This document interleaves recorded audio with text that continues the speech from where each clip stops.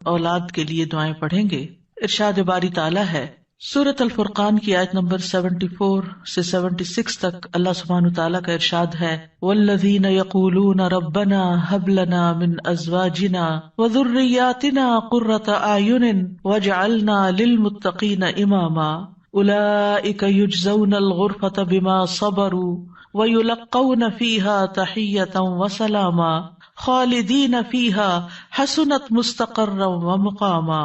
اور وہ لوگ جو کہتے ہیں اے ہمارے رب ہمیں اپنے ازواج اور اولاد کی طرف سے آنکھوں کی ٹھنڈک عطا فرما اور ہمیں متقی لوگوں کا امام بنا، یہی لوگ ہیں جو اپنے صبر کے بدلے جنت میں بالا خانے دیے جائیں گے اور وہ اس میں دعائے خیر اور سلام سے استقبال کیے جائیں گے، اس میں وہ ہمیشہ رہنے والے ہوں گے۔ کتنا اچھا ٹھکانہ اور کتنی اچھی قیام گاہ۔ اولاد کے لیے دعا مانگنا انبیاء اور اہل ایمان کا شیوا رہا ہے۔ ابراہیم علیہ السلام نے دعا کی تھی رب ھب لی من الصالحین، اے میرے رب مجھے نیک اولاد عطا فرما۔ اہل ایمان کی دعا اللہ تعالیٰ نے قرآن مجید میں ذکر کی ہے وَأَصْلِحْ لِي فِي ذُرِّيَّتِي، اور میری خاطر میری اولاد کی اصلاح کر دے۔ زکریا علیہ السلام نے دعا کی تھی فَهَبْ لِي مِن لَّدُنْكَ وَلِيًّا يَرِثُنِي وَيَرِثُ مِنْ آلِ يَعْقُوبَ وَاجْعَلْهُ رَبِّ رَضِيًّا، مجھے اپنے پاس سے ایک وارث عطا فرما جو میرا وارث بنے اور آل یعقوب کا وارث ہو،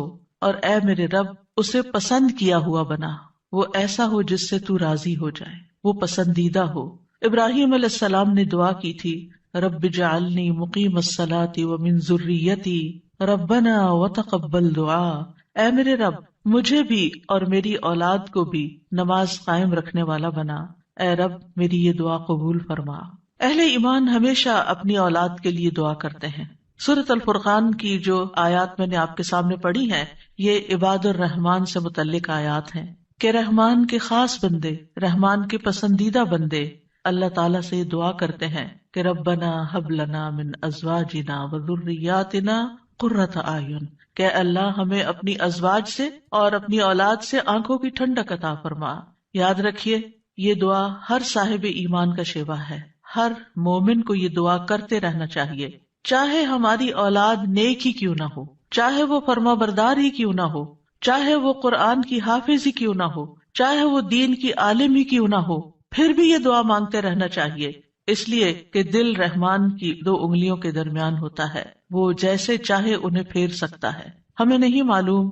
کہ آج اگر ہماری اولاد دین پر ہے تو کل اس کا مستقبل کیا ہوگا، اس لیے کبھی بھی اس بارے میں بے فکر نہیں ہونا چاہیے۔ نیک سے نیک ترین اولاد بھی ہو، تہجد گزار بھی ہو، صائم اور قائم ہو، لیکن پھر بھی دعا کرتے رہیں۔ اگر آپ کی اولاد نیک ہے تو آپ کی دعائیں ان کی نیکی میں استقامت اور اضافے کا سبب بنے گی، یعنی وہ مزید نیک بنے گی، ان کے اندر مزید استقامت آئے گی، اور پھر اسی طرح ان کا ایمان بھی بڑھے گا۔ اور اگر وہ نیک نہیں ہے اور اگر وہ آپ کی آنکھوں کی ٹھنڈک نہیں ہے تو اس دعا سے انشاءاللہ وہ آپ کی آنکھوں کی ٹھنڈک بنیں گے۔ تو ہم سب کو بھی یہ دعا کرتے رہنا ہے کہ اے اللہ ہماری اولاد کو نیک بنا اور ان کو متقین کا امام بنا، یعنی تقوی والوں کی صحبت میں ہوں اور تقوی والوں میں بھی سب سے آگے ہوں، تقوی والوں کو بھی مزید لیڈ کرنے والے ہوں، ان کی رہنمائی کرنے والے ہوں، اور پھر یہ کہ وہ ہماری آنکھوں کی ٹھنڈک بھی ہوں، یعنی جہاں وہ رب کے پسندیدہ ہوں وہاں وہ ہمارے لیے بھی باعث سکون ہو۔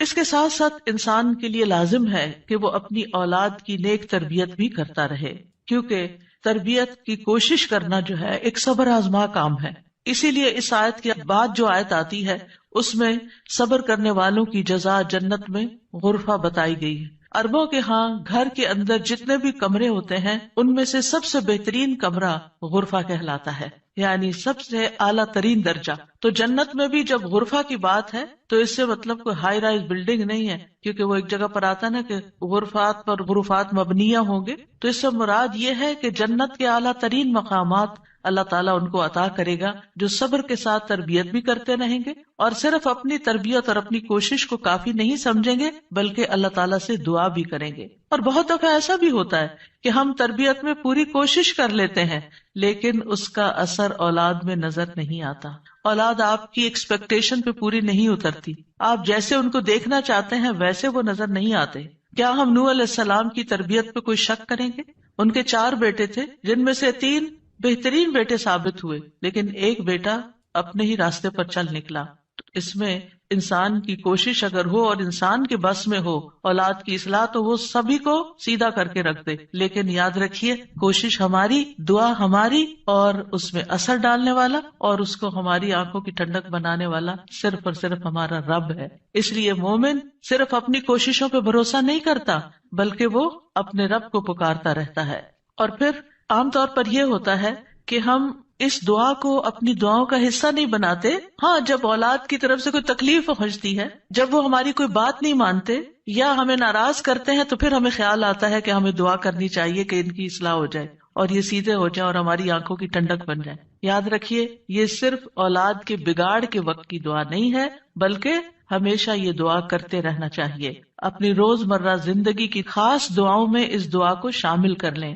اپنی نمازوں میں، سجدوں میں، قبولیت کے اوقات میں اپنی اولاد کے لیے دعا کرے، کیونکہ اولاد انسان کی محبوب ترین چیزوں میں سے ہے. جن کو اللہ نے اولاد کی نعمت سے نوازا ہے، وہ اچھی طرح سمجھ سکتے ہیں کہ ہماری زندگی میں اولاد کا کیا مقام ہے. یعنی جب تک انسان والدین نہیں بنتا، ماں باپ نہیں بنتا، وہ اس بات کو سمجھ ہی نہیں سکتا کہ اولاد کیا چیز ہوتی ہے. کیونکہ انسان زندگی میں مختلف چیزوں سے محبت کرتا ہے، مختلف چیزوں کے ساتھ انسان کا لگاؤ ہوتا ہے، مختلف کام یا مختلف چیزیں اس کو پسند آتی ہیں. لیکن جب ایک عورت ماں بنتی ہے، ایک مرد جو ہے وہ باپ بنتا ہے، تو اس کے بعد اس کی زندگی میں جو تبدیلی آتی ہے، اس کے بعد اس کی زندگی کے اندر جو خوبصورتی آتی ہے، اس کے بعد اس کی زندگی کا جو محور اور مرکز بن جاتا ہے، اور اس کی تمام توجہ کا مرکز جو چیز بن جاتی ہے، اور دن رات کی یہ ڈیوٹی 24/7 کی ہوتی ہے. یعنی باقی چیزوں سے تو آپ کسی وقت الگ بھی ہو سکتے ہیں، مگر یہ وہ رشتہ ہوتا ہے کہ جس سے آپ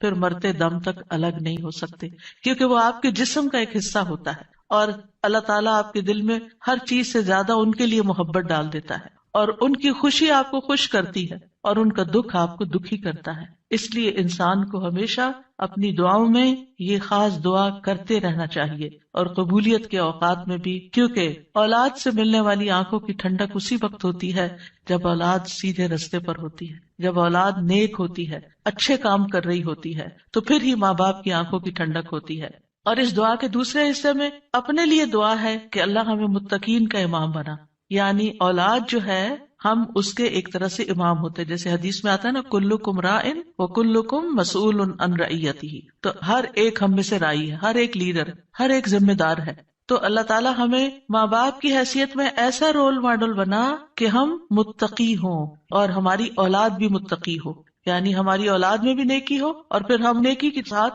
آگے ان کی رہنمائی کرنے والے ہوں. اور ویسے جنرل سینس میں دیکھیں تو اس میں انسان کو ایک ہائیسٹ مقام حاصل کرنے کی دعا یہاں سکھائی گئی ہے، اور وہ کیا کہ انسان ایسا انسان ہو کہ جسے دیکھ کر لوگ متقی بن جائیں. یعنی دوسرے لفظوں میں یہ کہ نیکیوں میں سبقت کرنے والے ہوں، نیکیوں میں آگے بڑھنے والے ہوں، تاکہ دوسرے لوگ بھی ہمیں دیکھ کر نیک بن جائیں. مثلاً اگر ایک مرد اول وقت میں مسجد میں جا کر نماز پڑھتا ہے تو اس کے بچوں پر اس کا کیا امپریشن ہوگا. یعنی اگر باپ ذمہ دار ہے تو بچے بھی دیکھ کر کہیں گے کہ ہاں ہمیں بھی یہی کام کرنا ہے، کیونکہ بچے ابتدائی زندگی میں خاص طور پر باپ کو، ماں کو بہت فالو کر رہے ہوتے ہیں. پھر اسی طرح اگر آپ کا پڑوسی آپ کو دیکھتا ہے، آپ کے کولیگز آپ کو دیکھتے ہیں کہ